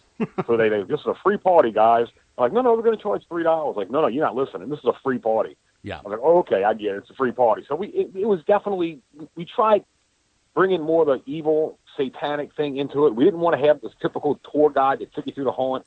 It was kind of like, even in a small backyard, we kind of made it to where you were part of the scene. And we wanted it to be like you were going through like Evil Dead. Every room, we'd sit back our buddy Phil, we started it with from Pantera, and we would watch movies, and we design a room. Like, Evil Dead. That was a big movie for us, a very big influence. So I was like, okay, we're going to do a room like this. Then the next room, we're going to do a room like this. It wasn't like, we sat on some Ouija board. We watched all the old horror movies that we really loved and influenced us in our lives and in our music and everything we did, and we made rooms according to that. So every room kind of had its own theme. And that's basically how it started. It was just real simple and just more character-driven. We always try to be more character-driven instead of a bunch of props jumping out at you, because the props are great, and we have a lot of them now, but we'll always develop characters, and we still do to this date. We have cast captains at each room, room captains, and they design their room, and they run their cast, and they do costuming and designing and scare tactics. So we really try, to this day, from year one, hard with developing a character for a room and making a room become more than just a inset scene you walked by and looked at. You were immersed into the room and you became part of the room. And I think that's what made us, I feel, a lot different than a lot of haunts you went to back in that era. I would agree with you. I would definitely agree with you. One thing back when the JCs and the fire department were putting on these little quaint haunted houses, it was okay. I'm giving charity. It wasn't anything spectacular. Maybe scared the little kids a little bit, but that was about Wolfman it. Exactly. Now, when you go to one like yours, and I want to say it's been 10 years since I went through yours, and the props are there, but they're there to distract you from the actor that might be hiding in that crack that you don't know about that's getting ready to jump at you. Exactly. And that really works real damn well. Yeah, that we just, like Jay said, we try to develop characters, and sometimes it's an influence from something from a movie. A lot of times it's just an influence of something in their own mind. Like that, we have. Why do we have 350 volunteers? Because we're a horror club first. We all love Halloween. Our lead designer Dave Carey, born on Halloween. It's in the blood, and so everybody here. You ask them, what's your favorite holiday? They will always say Halloween, and Mardi Gras right behind it because we're in New Orleans. Yeah. Halloween is in the blood. And, from like I said, from a little kid, watching whatever horror movie was out there at the time and then growing up into the 70s. And that's what I love about Rob Zombie movies. You got that throwback to that 70s feel. Yep. It just gives you that creep factor, and that's what we wanted to try to create. And we just thought creepy and occult satanic style, not, just we thought you have to acknowledge the devil exists. God is great and the goodness in the world. So who's pulling the strings on the bad side? So that's what we wanted to expose. Yep. And that's what we wanted to create. And what would the devil's henchman look like? And so, one of our guys came up with the idea.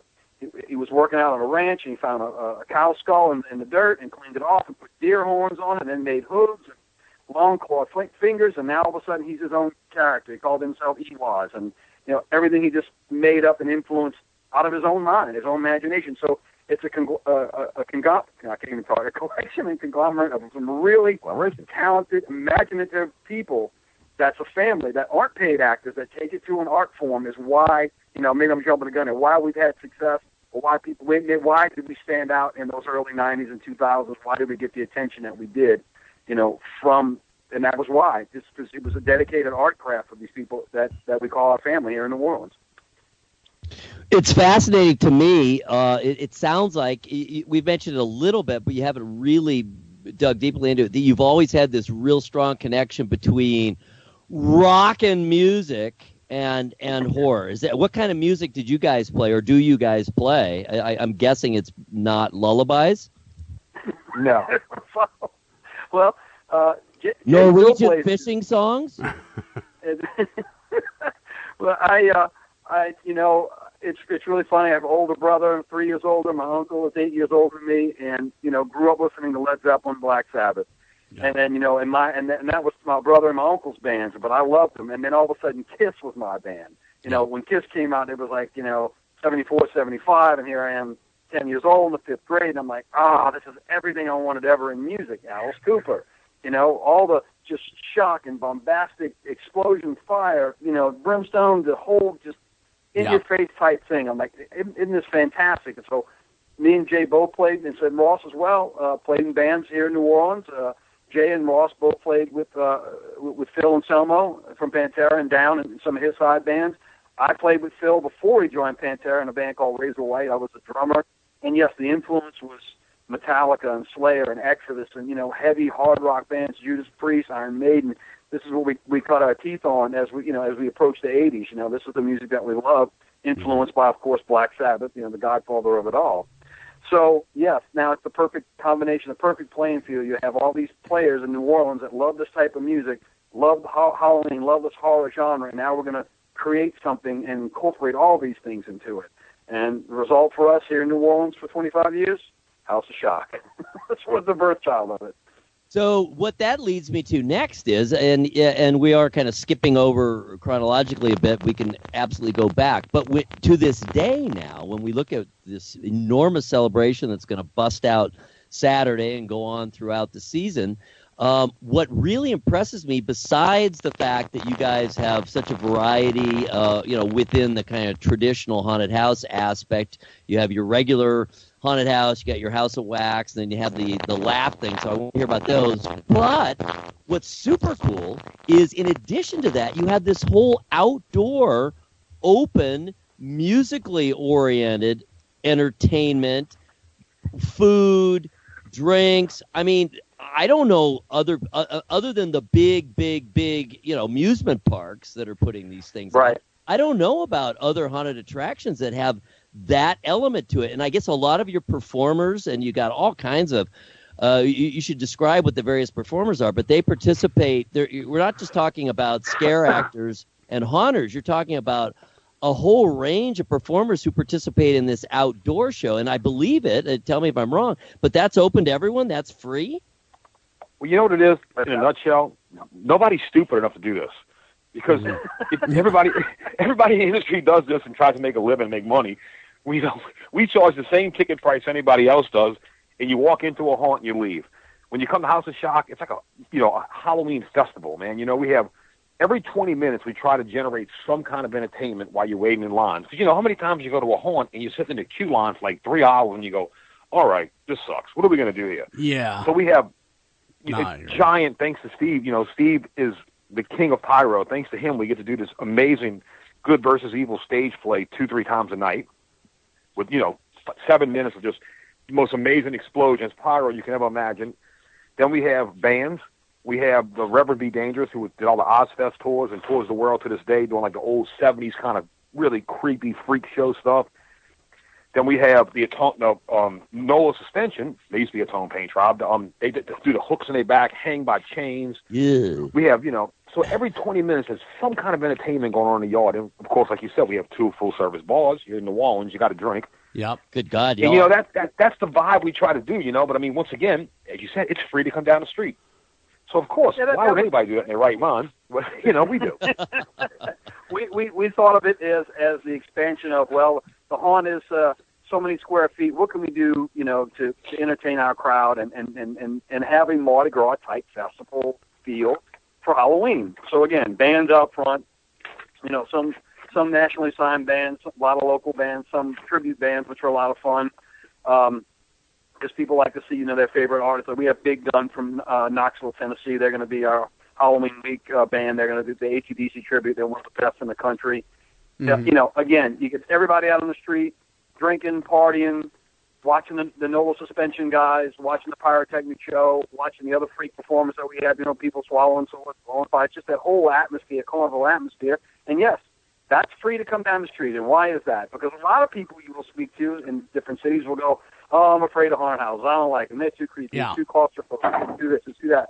So if we've got a group of 6 that come down the street, everybody's enjoying themselves. Well, half might go, you know what? I didn't plan on going in, but now I kind of want to go in. So 3 out of that 6 might go in, and the other 3 out of the 6 will stay at the bar and drink and watch all the outside activities. So it's sort of like, I like to take the junior Disney approach. When you wait in line at Disney for anything, you've got, like the Tower of Terror, you're walking through, and you get some amazing set that you're, weaving in and out of till you get to the elevator shaft and all that. And so it makes that hour and a half wait, a 2-hour wait, doesn't not seem so long. It's a lost leader. Yeah. It's what? It's a lost leader. Yeah. Yeah. Well, it's something to do, like they're saying. You go to some of these other ones I've gone to, and you're sitting in line, and there's nothing to even look at. You're just with a bunch of other people in the waiting room, and it really is what it is. You get in, they cattle you through, you're done in 10, 15 minutes, you go home. I mean, that's what a lot of them that I've gone to anyway, and that is cool though, because I do remember about 10 years ago I was down there, and you're absolutely right. It's a full party. It's a party atmosphere with a haunted house attached. It really is, and that's true New Orleans style, true to our roots. And again, like I said, the party in New Orleans, the Mardi Gras, Halloween. I always said New Orleans is redundant. It's Halloween all year long in the French Quarter. It is. There's always something freakish to see. Yeah. So we just guys, highlight. I'm sorry. Tell us about, before we get to the bottom of the hour, because you got a lot of things going on. You got about 9-10 minutes to tell us about before the bottom of the hour. Tell us about this year. What's new? What's the same? You got so many different things going on. Tell us about it. I know you're really dialing into the history of New Orleans. So tell us what's going to be there. What can people expect to find in only 2 nights? Well, I'll start and I'll let Jay pick up after us. We decided a long time ago we have about a 7,000 square foot entrance to go into the main haunt, the original House of Shock. And we thought that this would be a good area. Every 2 years we'll change the theme of it. After Hurricane Katrina, we didn't open that year, but we reformed, we regrouped, and we opened in 2006. And we said to ourselves, every year I think we should try to do a tribute to our city. So that first year we had a scene inside the original House of Shock. It was like a French Quarter scene. It looked like you were walking down Bourbon Street, and you had a broken ATM machine and a fire hydrant and a wrecked car, and it looked like New Orleans, Bourbon Street after Katrina. So every year we try to add something more historical. So the fan base here goes, wow, look at that. I remember that, or I remember growing up with that, or I've seen that before. Oh, wow, they took this from the French Quarter and put it here in their haunt. So this year for us, the whole new main entrance venture is called the House of Shock Museum Conti. It's a tribute to the New Orleans Wax Museum that was in the city for 50-plus years that closed down last year. And as part of going to school here in New Orleans, everybody went to go do a field trip of the Wax Museum at least once. And it's all Louisiana history. And then they had a haunted horror chamber of just iconic horror stuff, Phantom of the Opera, Creature of Black Lagoon, Hunchback, Dracula, all that stuff, classic stuff. But the haunted history itself, seeing the Battle of New Orleans wax figures or Napoleon selling it to Jefferson, laying in his bathtub, all that stuff was just creepy. So again, we said this year we're going to renovate our entrance area, all new, tribute to the Museum Conti, House of Shock, House of Wax. And so we have haunted history, not just New Orleans, but in the state of Louisiana. We have 6 or 7 different rooms with all themed from different things that have truly have happened in New Orleans. We have the Voodoo Room of Marie Laveau. We have the Madame LaLaurie house, which she was a high-ranking official in New Orleans in the mid-1800s, and her thing was to torture her servants in her attic. And until this very day, the house, Nicolas Cage bought the house a couple of years ago, kept it for 6 months and sold it, said it was just too freakish and too bizarre to even hang on to.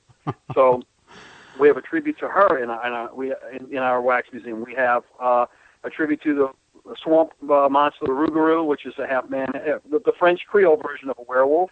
Yep. And then we've got a couple other different scenes as well. The Myrtles Plantation, one of the most haunted places in the United States, which is in St. Francisville, Louisiana. We have a scene out of the Myrtles where the servant girl poisoned the whole family by accident, and then they disemboweled and hung the servant, and then she still haunts the grounds today at the Myrtles Plantation. You can even do an overnight trip there. So we really went all out. The whole outside of the House of Shock area, the entrance looks like a French Quarter facade. It's gorgeous, and I'm not just bragging. It came out amazing, and then we've got all these cool-looking wax figures throughout there.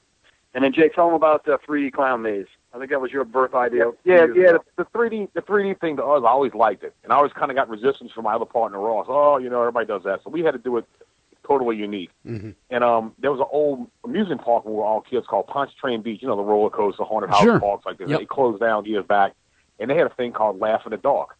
So we kind of took that and did just the second event you walk through. So Laugh in the Dark is like about 5,000 or 6,000 square feet, maybe a little more. Just total clown 3D. And, we do clowns different than most people probably. Man, we found a graffiti artist, and this guy is just amazing. Never done 3D art in his life. Yeah. Showed him a technique, and man, the stuff he does, it's just not saying it because it's our event, but I've been to a lot of 3Ds, and they're great. I love them. To me, it's fun. When you put the glasses on and you get to walk through and see stuff. It's a lot different than, even if it's not scary, it's still entertaining. And that's kind of, at the end of the day, people get lost in the haunt industry. This shit is entertainment. That's all it is. It's you're buying somebody's time. They come to your place and they better have a good time. We try to make them have fun. And, we do stick to the New Orleans thing that you talked about. And the 3D thing is just, it's incredible. You got to experience it, So if you're in New Orleans, guys, you got to come check it out. Anybody listen to this thing, get you a plane ticket down here. Southwest is cheap. Yeah, they are. Yeah, they are. And I'm sure you've seen a lot of different organizations like your own come and go over the years, and yet here you guys, still a House of Shock, still standing. Do you ever stand in awe going, wow, I can't believe we've seen the transition and the change and everything else, but yet here we still are. Every night we open. Yeah, we owe it to the cast. I mean, we've got cast members that got married here. We got cast members that got divorced here. They had children here. Their children are in it now. You mean they literally had children there in the House of Shock? They may have conceived in the House of Shock. They were probably conceived after hours, and yeah. Well, hey, gotta spread the love around, right? We actually have a wedding this year, Halloween night. Some buddies. The birth room. Yes, we have a wedding here this year. Actually, matter of fact, Halloween night, friends of mine are getting married. We got two. We got Halloween night, and we got Friday the 13th weddings. Really? Wow. That is. You know what? If you're gonna get hitched, that's about the coolest theme I've ever heard of. Sure. If it's gonna happen, you might as well have fun doing it, right? Absolutely. We'll never forget that wedding day. Wedding No. That one will never. They'll live in infamy right there. And of course, Steve baptizes them in fire as soon as they, pronounce man and wife. So it works out perfect. It's a real family event over there. Their eyebrows singed off. That's the ties that bind us. That's what kept us going for 25 years. And just like I said, the fresh blood comes in, and then the old guard hangs on, and Jay was one of the most active people in the haunted house a few 15 years ago, and you get a little bit older, you go, I think I need to go outside and run the event now. So then a new grade of kids come in and take over, and you learn from the old masters, and you teach them their tricks, and then they put their twist on, and that makes it even better. Yeah, it just keeps growing. Keeps the whole thing. It's like a football team. We got to keep getting the fresh blood, fresh talent in, and then getting the advice from the old guard. Sure, like any other business. I'll tell you what, guys. I don't know if y'all have ever been inside a haunt, especially us being in New Orleans. I mean, it's 94 degrees today, and it's almost October 1st, so it's hot. And it'll be hot most of October. To put makeup, a costume, and sit in a hot warehouse for 5 hours plus a night, in character, jumping all over, you have to love this, man. This is not something you do for $1. There's a lot of haunts may pay your actors, and here's $40 a night. You sit in that hole. But if you don't have the people we have that live and breathe this stuff and do it for free, they don't want no money. They buy their own costumes. They spend hundreds of dollars developing characters, you know, and if that's what we have that makes us so special. You know, you can put my characters in a black room and they'll scare the hell out of you. They don't even need a room. I believe it. And that's the difference, man. Yeah, it's the passion. It's the passion for the business. We got to run a break. We come back. We're gonna talk a little bit more about, of course, the House of Shock, but maybe some of the times where people have been like, get the hell out of our neighborhood once in a while. You could talk to us a little bit about that as well, because there has been some pushback. It is not all roses and champagne here. You guys have gone through your own adversity. So we come back, we can talk a little bit about that as well. Be right back right after this.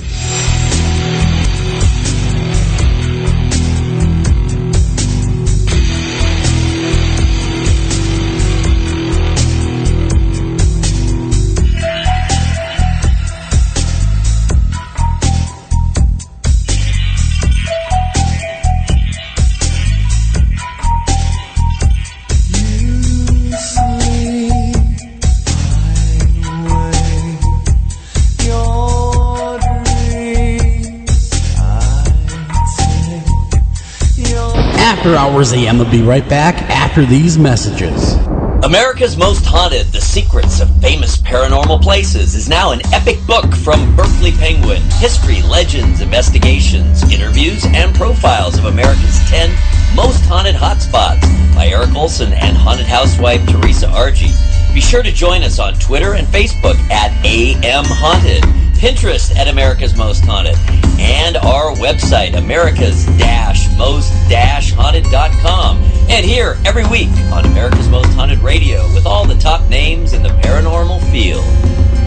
This is Jen McGowan, founder of Wayward Souls Promotions, a company dedicated to helping individuals, teams, radio shows, and others that are seeking exposure for their individual events, conventions, and shows. We offer a wide variety of advertising, such as web-based article, social media posts, podcast advertisement, and so on. Contact us at paranormalpromotion@gmail.com, visit us on Facebook at Wayward Souls Promotions, and visit our website at www.waywardsoulspromotions.com. Welcome back to After Hours AM.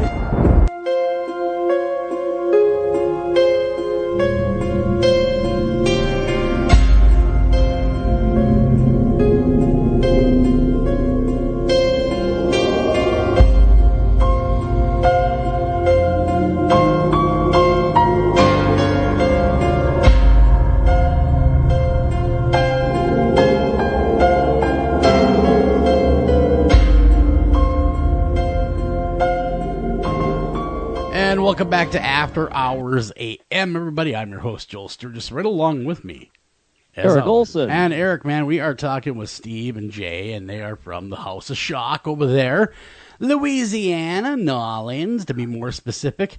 And, of course, they have a true passion for what they're doing, a true calling for what they're doing. But it wasn't always wine and roses and everything's great. I mean, you had your share of adversity. How did the community take having such an extreme, or what some people would call an extreme event in their neighborhood? Was there a lot of pushback? Yeah, New Orleans. I guess New Orleans is a very, very small knit community and a very Catholic community. Mm-hmm. So we came out originally. We definitely got a little pushback from councilmen, from neighborhood groups, from news reports. I mean, everything you could think of. Pinning us as this big satanic event, we were like, we had church groups break in and sprinkle salt and holy water all over the place, and they would come out with the crosses and the pamphlets, and it was like, geez, Pete. So us, no we pun was like, intended. Right, so this is ridiculous, y'all. Come on, it's a haunted house, That's what I said in one of the interviews. I said, what do you want, like Easter rabbits jumping out of coffins? I mean, it's got to be a little evil, a little dark. It's Halloween, for Christ's sake, Yeah. I mean, yeah. Go ahead. No, good, Steve. No, it was a bit comical at first. You kind of thought that. I mean, seriously, are you Do you really think that we're anything that other than what we say we are? It's a haunted house, but it's not the haunted house that they grew up in. It isn't the Bela Lugosi vampire and the Lon Chaney werewolf. It's what we said. It was Evil Dead, Exorcist. Yeah. And so that was the imagery that we wanted to portray. And so, yes, there was a lot of pushback in the beginning. My favorite thing is just the other day I had one of my 30-year-old cast members of Tactical. I remember going to school and one of the priests come and talk to us and sent notes home to our parents saying, do not let your children attend the House of Shock. You know, it's blasphemous and it's this and it's that. And they're all satanic and they want to warp your children's minds and all this other stuff. But that's great. Well, that's beautiful PR, guys. You couldn't pay for that kind of PR. That's where it backfired. That's where, because now you get some city council guys, and it's really funny because now the city council that's out here in Jefferson Parish we are amazing, and they love the place, and they send their kids and grandkids every year, and we have a great relationship. But in the beginning, they're going. It's election year in 1995, and they're going on the press and paper saying, if I go there and I find anything offensive, I'm going to shut it down. Yeah. Well, the rally cry was from the public. Well, who are you to deem what's offensive and what's not offensive? Who's to say that? You know. And we had another great radio talk show host in the New Orleans area, WWL Radio, Scoot. He's still in radio today. He's an amazing individual, and he kind of carried the flag for us there for a while. He was on one of the biggest, primetime talk radio shows in New Orleans, talking about, how can you find what they're doing offensive? How do you know if you've never been there? Or how do you what gives you the right to deem it offensive? If you don't like the kind of movies they like or the kind of horror they're portraying, then simply don't go. That's it, And, it's freedom of choice. Then it was a joke. Yeah. It was a big joke. Well, I guess Red Devil vacuum cleaners. It's got to be satanic. Devil's food cake. The whole show took a twist of what he did. I guess the first show was on a Wednesday or a Thursday. He was like, I'm going to go to House of Shock this weekend, and we're going to do a follow-up on this Monday. So Monday come out, and it was like, who do these guys deem what's evil? Red Devil, vacuum cleaners. That's got to be a league with Satan. No, Devil's food cake. And it just became a complete joke. And then, it was funny. The way we all over here, everything that you do that pisses you off, we're going to try to do it 10 times harder. Yeah. That's the whole reason the stage show started. Well, everything has to be big. It has to be huge movements in the show. You can't have these small little gestures of horror. You got to go over the top, and not only go over the top, but over the mountains to make it that big. Well, see, that's how we started the stage show. The whole stage show, first year, we said, okay, you know what we're going to do? We're going to stage our own religious protests. So we had our good buddy Levi, the Reverend Leviticus Clark. We had him out front handing out our own little handmade pamphlets like Bela Lugosi, done up as Jesus. And all these people protesting, down with House of Shock, this place is truly evil. And then, of course, before we opened the doors, we were like, look, guys, a new Jefferson Parish ordinance law, we have to give opposing views like 10 minutes or 5 minutes of your time. So we're going to have this guy come here, say a few words. You probably see him in the parking lot, and then we'll let you in and get on with the show. Yeah. So people are like, okay, what's going on? So we pulled Levi up on stage, and he's, talking all these Bible quotes and everything, and all of a sudden, here comes our other partner, Ross, Lord Bilal, the evil character. We take him, we throw him on a cross, we got blood bags in his shirt, we cut him up, the cross rises in and catches on fire. People are like, oh my God, what's going on? They thought it was real at first. People were actually leaving the line. And that's the whole way the stage play started. Yeah. Our take on, okay, you want to mess with us in religion? Okay, we'll show you what we think about it. That's how we always run. You give us a problem, we'll multiply it times 10 and really piss you off. Well, sure. Might as well poke the bear. If the bear's already mad, you might as well throw a few sticks at it. And then you serve deviled eggs. No, that's it. We don't serve. We got to charge that at the Hell's Kitchen. You got to buy those. That's the classic rock and roll attitude. We are the rock and roll haunted house. We from our birth roots to now. And we and we wear that as a badge of honor. And and in the modern era and the internet, it's what can you do at this particular point other than kill somebody live, hang somebody live on stage, or cut your arm off, and you can only do that twice. Well, yeah, you can only do that twice. There's a limited number of times you can pull that one off. So it's changed a little bit in that aspect. Plus, people got what we were doing. They got the beginning that we were poking and we were prodding and we were pushing the envelope. Well, sure. Developed a fan base of free-thinking people. Because people ask, well, what's your age group that comes to House of Shock? And I said, it's not really an age thing. It's more of a free-thinking thing, an open mind. Because we have men running out screaming and kids running out cracking up laughing. So has anyone perception of horror. Has anyone ever died there? Have you ever had someone actually die of fright on premises? We have. Brought him back to life, but yeah. Really? What happened? We had a lady and her husband come through, and they were probably in their late 50s, and she literally stepped out of the haunt, hand on her heart, fell to the ground, and was out. No vitals whatsoever. And one of our bartenders, who was also a nurse, came running over and started giving CPR and this, that, and the other. And we have an ambulance on site, and then those guys hooked her up and brought her off to the ER. And then the next day we checked in on them, and they said, she was fine, but she had flatlined there for a little bit. I mean, and so here's the best part. So we're talking to her husband afterwards, and we're like, has she had heart conditions? Or she's been ill? And he goes, well, she did have open heart surgery 6 weeks ago. Oh, man. Oh, my okay. God. And then the next question was, because we're still talking to him, and he goes, well, she's also very, very asthmatic. Oh, jeez. All right. And then the final thing was, she's definitely claustrophobic, and she's afraid of being, and we're like, my police officer on the detail goes, so you obviously brought her here to kill her to get her insurance money. That's what you brought her Yeah, that's exactly what was going on. Storm. It was like Hurricane Katrina in human form. It was. So all we could do, you try not to laugh, but you're like, okay, when the cop, one of our longtime details officers, Johnny Eck, 25 years, goes, so you brought her here to kill her to get the insurance money, obviously. I mean, you're cracking them laughing, but, they just hauled the woman away in the stretcher. But we brought her back, and she's okay, and life went on. And, we've had a few classic moments like that. We had a woman you would not believe the amount of women who are pregnant that want to come through the event every year, and we're trying to discourage that, and we tell them all the reasons, and they go, I came through last year, and I go, yeah, but you weren't 8 months pregnant, Yeah, So yeah. 1 year, a woman sneaks in, she's pregnant, she gets to the church scene, the haunted church, the demonic church, and Ross is up on the altar preaching the end-of-time message, and he's got a body up there, and he's pulling out the Antichrist, dripped in blood baby, with the umbilical cord still connected and everything. And this woman grabs our security officer, supposed to do the haunt, and she grabs him and goes, my water just broke. And man. Goes, that's all right, man. When we get outside, we'll get you another one. We'll get you another one, not a problem. We've got them all over the place. Not my drinking water, my water. And so Ross obviously not a father. And a little quick disclaimer: we don't allow any beverages at the haunted house. Yes, Steve, I'm sorry. Yeah. Well, So she's sitting there saying her water broke, and he's, I'll get you another one. And he's like, no, I need to get out of here. I need to get to the hospital. So we've had a few crazies like that have happened through the years, and they make for good stories, and it'll something to tell through the ages another 25 years from now. So yeah.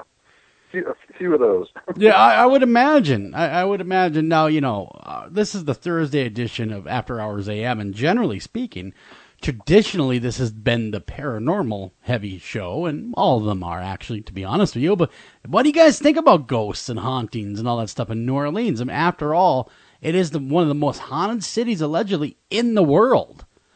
What do you guys think of all that? I absolutely believe in it. Absolutely. I've had some mild encounters through the years myself, and there's no way you can tell me that it doesn't exist. That'd be just like saying, well, we're the only intelligent life form in the whole galaxy. Here we are, just planet Earth, and there's nothing else out there. No way. We can't we're not alone. And same with the afterlife or the in-between life. I said there's definitely something on the other side or something stuck in between. Yeah. And I truly and sincerely do believe that. Jay, what do you think? I'm not quite sure. Jay? I'm not sure yet. I'm undecided. I like to think, maybe there's some ghosts. Maybe there's some ghosts in the haunted house. I don't know. Well, I was going to ask you guys that. Check it out. Have you guys ever had anything strange, like, wow, we didn't plant that prop, or we didn't mean that to happen, and there were just strange goings-ons in that place? Is it a haunted house? When you get around our cast members, it's strange every night. Trust me. Our cast alone will scare you. But we are on the grounds. It's funny because, we've had this discussion before. Our buddy Jeff Moore owns the Mortuary Haunted House at the foot of Canal in New Orleans. Fabulous place. It's an old mortuary. It was built in 1915. And he's definitely, he's got stories for days about it. You guys got to get him on and talk about some of his, real hauntings. But here, we're on the grounds of the old St. Peter's Mansion plantation, which was burned down in the Civil War after Northern troops moved up through the river and were, kind of took over, captured the city of New Orleans basically without a fight. A plantation was burned to the ground, And it's been said before that, there's this along we're on the Mississippi River. I mean, it's a stone's throw away from us, and it's supposedly haunted ground. And I never really thought much about it. Well, about 2 or 3 years ago, we had a local paranormal company said, "Hey, we want to do some stuff here at House of Shock," and I'm like, "Guys, you do realize this is just a theatrical event, and it's not really no, but we go to places like this, and we feel like the spirits gravitate to it." Okay, so they did. When we closed at 1 a.m., 2 a.m., they set up and they were through sunrise, and so a week later they came back and they were showing me all the things that they had. They were talking about some bumps and some noises, and I know there was no cats around, but we do have feral cats and possums and raccoons on the river, so that could be a haunted house. But they did show me, and I know for a fact because I turned all the power off myself. Everything they were working off of was on battery power and their own power distribution outside. They showed me one spot in the haunt into a ballroom, which had a green orb light that kept blinking and kept appearing and reappearing, and in the weirdest way, shape, and form. And they were showing me that they caught that on video in the night cameras. And I'm like, guys, I don't know what that is, because it's not a PLC board on any kind of effect or anything like that, because it wouldn't look like that and it wouldn't have moved like that. And so it was in an area that we call our parlor and our ballroom, and we have a bunch of old Victorian furniture in there and this, that, and the other. Well, then I come to find out later that one of the paintings that we got in that room, which is a New Orleans scene, like a swamp scene, that actually came out of a house, supposedly, that was haunted. And I didn't know that. One of the cast members bought it, and the woman, old lady who sold it said, this came out of a haunted house, on Dauphine Street, in the quarter, and this, and the other.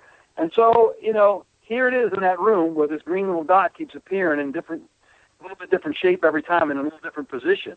So what did that mean? I don't know. Was it related to that picture? I don't know. Was it related to being on the grounds of an old plantation manor that, people were killed in and burned down during the Civil War? I don't know, but I definitely saw it. So I'm like, there's something there, that's for sure. Well, New Orleans, New Orleans, come on. It's fertile ground for hauntings. I've been down there several times, and it's very embraced there. And I didn't mean to cut anyone off because they're getting ready to speak, but my Lord, it's very embraced, the paranormal down there. There's tons of paranormal, like cemetery tours, you name it. Yeah, I think it's very active, and I think it's the second oldest city in North America, and in the United States, behind St. Augustine, and I do sincerely believe that it's a very, like Jay said earlier, it's a very religious city. It's very multinational, cross-cultural religions. Not just Catholicism. There's all types of religion here, and I think with its history and the things that have happened here, I think, there's most definitely spirits wandering the earth, trying to find their own again, trying to make that connection, or trying to move on, Sure. And we can keep you with stories from, like I said, what we have inside the Wax Museum this year. That's the most famous stories of hauntings and sightings and this, that, and paranormal activity. That's what we tried to recreate in the Wax Museum this year, those particular scenes, and pay tribute to those. And, I think for a lot of the young kids that are going to come, who didn't get a chance to go to the museum contact, it's going to be a fun history lesson. They're going to be like, I don't really know much about wax museums, but this is pretty creepy. Well, so I think it's going to be fun all around. In my experience with wax museum dummies and those and things that take you back to time, they sometimes can work like a magnet for the paranormal. It's almost like a trigger object. It's something that they seem to be somewhat gravitated towards. I investigated a couple of those as a paranormal investigator, and one of them actually was the famous one in Hollywood. And that was very interesting, the energies and the strange things that were going on. So, keep an eye out for that. You might see some strange goings-ons in the Wax Museum. I most certainly will. And that's what the paranormal guys that came here said. They said that they feel like the spirits gravitate towards this, looking for a voice, looking for an outlet, looking to make a connection. So sure, interesting, and I most certainly do believe in it. Hey guys, are you fans of other haunted attractions? Do you go check them out, or are you so busy doing your own thing you just don't even pay any attention at all? No way, man. We actually rent a big Greyhound tour bus, and we take our cast on one of our nights off to go to 13th Gate in Baton Rouge, which is hands down the best looking haunt I've ever been in my life. And we also go to a place called Rise, which is right outside, about 30 minutes from us, and they do a really fantastic haunted house and a zombie paintball thing where you get to sit behind this tractor in this big trailer and like a 20-acre plot they have, like cemeteries and all. And you go through it, and mob actors come and you get to shoot them with paintballs. That is the most fun I ever had in my life. So we're definitely huge fans of this. Yeah, well, you know, we featured one, not so much like you, but we went in passing. What was it called, Eric? The 13th Floor.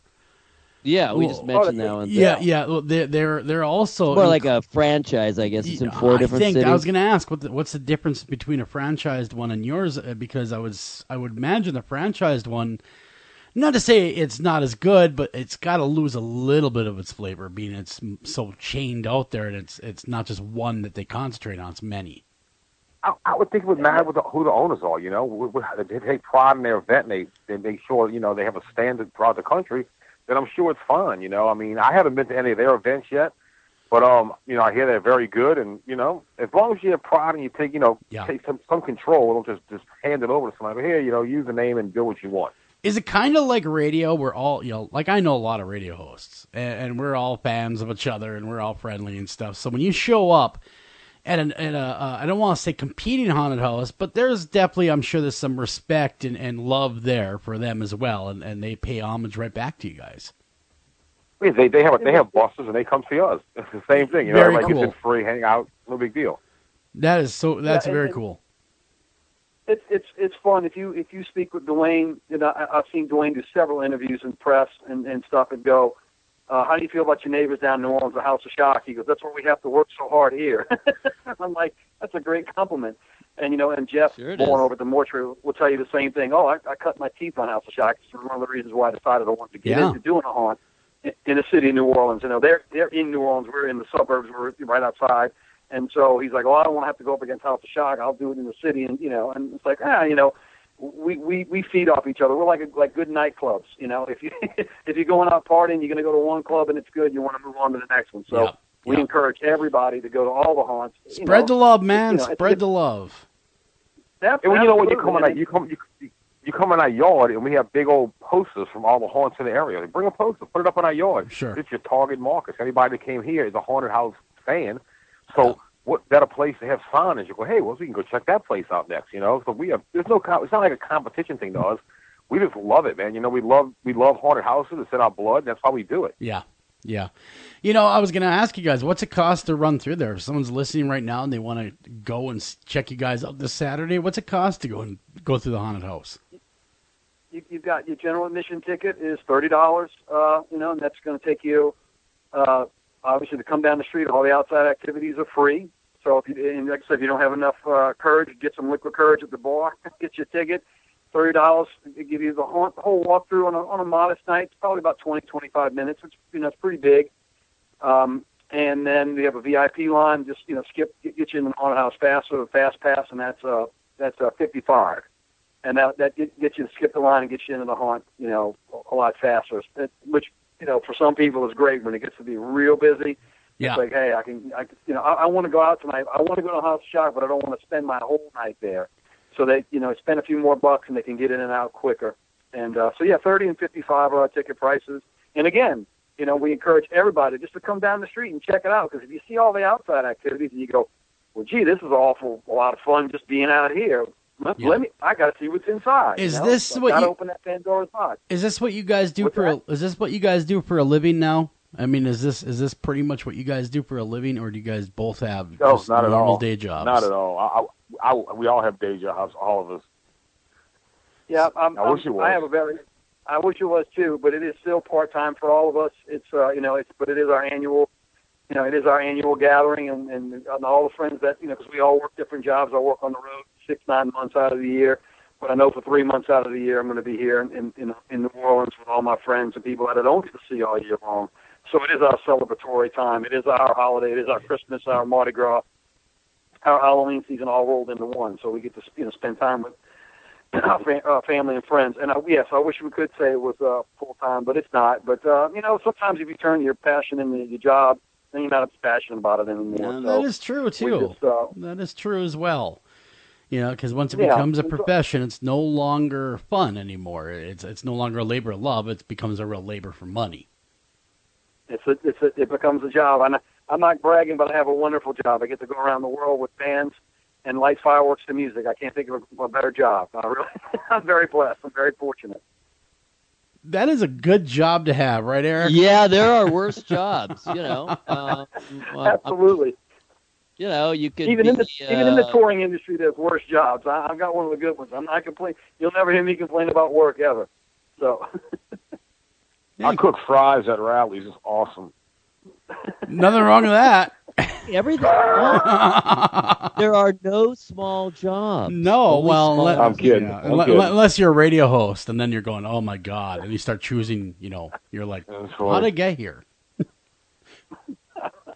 Be the fries at rally. Yeah, let me go cook those fries. I want to get away from this microphone. I'd rather go do that. Yeah, no. Look into the future, guys, because you do have this element that most houses don't have, namely this whole outdoor scene, the musical, the performance aspect. I mean, the only place I'm aware, only places that do that are, like we were saying earlier, the big amusement parks. So is that something you see coming to more places? What do you see in the future? Where can things go? I mean, we've already seen really quite extreme, labeled extreme houses. You got the escape places. You got the places where they can touch you and do pretty much anything they want. Can they touch people at your place? What is the future? Where is it going? Is there such thing as too much? I think it's funny what you say. I mean, obviously we tell our cast don't touch anybody because it's not worth the headache. But we started, we were so extreme. It was so this, it was so that. And man, what you're saying is correct. Some of these new events are just so over the top. Mm. We're kind of like the mom and pop haunt now almost. It's like, wow, these guys do all this crazy stuff, and we're still, well, we'll blow some fireworks, which is amazing, but it's like it's really become like everything else in the world. 25 years later, everything is so over the top and so crazy. And what kids thought were nuts 20 years ago, they just think of the norm today. So it's really hard. It's hard we try our very best to stay on that edge, to keep with the current crop. Mm-hmm. And I think we do a pretty good job ourselves. I think you've got to go back to its roots. It's got to go back to what made you not be able to sleep at night, what kept you up at night, what stayed in your head when you saw a horror movie, what made you just feel uneasy.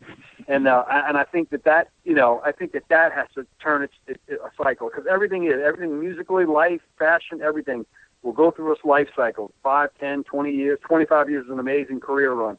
And so for us, we look at it as, we're kind of going back to our roots. We're going back to, what's our new attraction? You have a wax museum. Wax museum? What the hell? Yeah. What the hell was that? No one's done a wax museum since the 40s. Well, that's what we're going to do. We're going to bring something old back, and then we're going to put our twist on it and keep the roots of what makes Halloween and all things in the fall and all things that could possibly go bump in the night and creep you out. That's what I want. That's what I want to keep trying to recreate. That's what I want to try to do. I don't want to be violently offensive. We live in a violently offensive world, and you can just flip on the internet and kids can see anything from, horrific car crash to a beheading or something like that. But I want their own mind to be their own worst enemy. I want them to be able to, like the whole premise of what made it such a great movie. What is it, and what form does it take to make your blood curdle? I mean, my brother is a police officer and a fire arson investigator and highly decorated. You get him anything around medical stuff, any kind of medical room, a medical morgue, he's losing it. He don't like it. Yeah.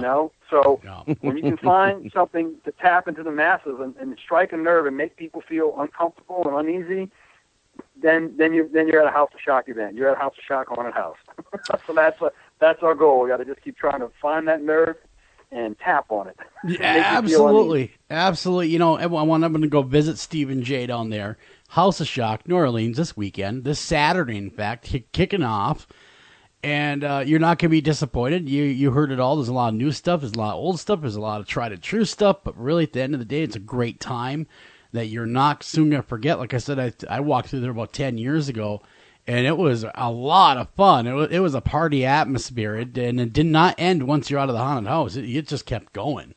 So, you know, the cool thing is, we also did a thing this year. You can go to our House of Shock Facebook page and our website and become a friend. Let us know you listen to the radio show tonight. We'd love to hear the feedback from you guys. And also, we did a bunch of little 5 to 7 minute videos of us three. And believe me, ladies, you want to see this. We are shockingly good looking. It's amazing. But the thing is, it's like little inserts on the 25 years of our history. When VH1 come here and we did a little talk segment on that, and we showed a video different news things, different stage plays of the follow-up reels. So please, man, y'all listen out Check it tonight. all Go check out Facebook out. Check Go it check out. These things out. It's hilarious. Well, unfortunately, we're out of time, guys. We wish we could sit here all night and talk about haunted houses and what you guys do, but I think we'd love to do that. But we got to get out of here. On behalf of myself, Mr. Eric Olsen, take care of each other, love each other. Tune in next week for another great week of programming.